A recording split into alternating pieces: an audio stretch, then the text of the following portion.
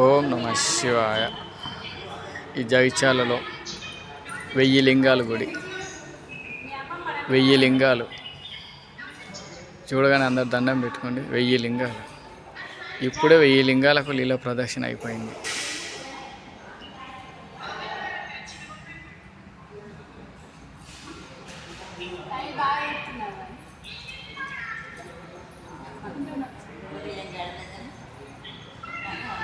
వెయ్యి లింగాలు చూసారా? 1000 లింగాల గుడి ఇది.